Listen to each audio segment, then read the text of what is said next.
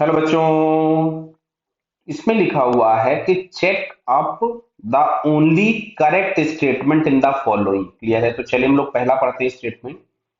लिखा the body having constant velocity still can have variable speed. गलत हो गई भाई। क्लियर? क्यों?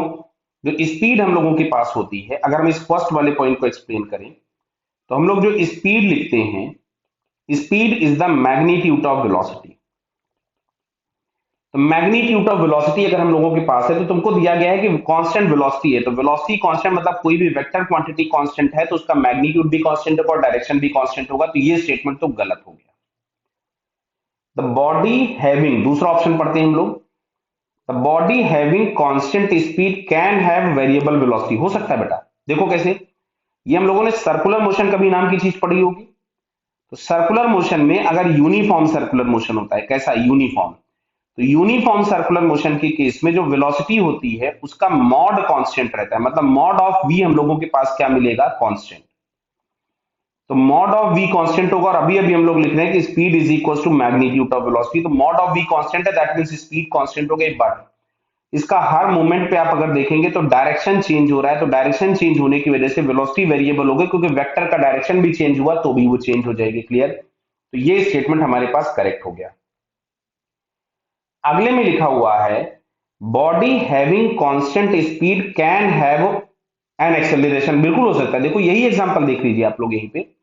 अगर मैं यहां से बात करूं, अगर पार्टिकल सर्कुलर मोशन में चल रहा है तो उसके पास एक सेंट्रीपिटल नाम का एक्सेलरेशन होगा ही होगा और हमेशा होगा। बराबर है? तो यहां पे हमको दिख रहा था कि यूनिफॉर्म सर्कुलर मोशन के केस में स्पीड कांस्टेंट हो गई थी, कांस्टेंट स्पीड हो गई है, बट हैव एन एक्सेलरेशन जो कि हमारे पास सेंट्रीपिटल। तो थर्ड ऑप्शन भी करेक्ट हो गया। आते हैं फोर्थ ऑप्शन पे। तो फोर्थ वाले ऑप्शन में लिखा हुआ है if velocity and accelerations are in the same direction, velocity and acceleration are in the same direction, then distance is equals to displacement। ये भी बात सही हो गई। क्यों? देखिए फोर्थ ऑप्शन को,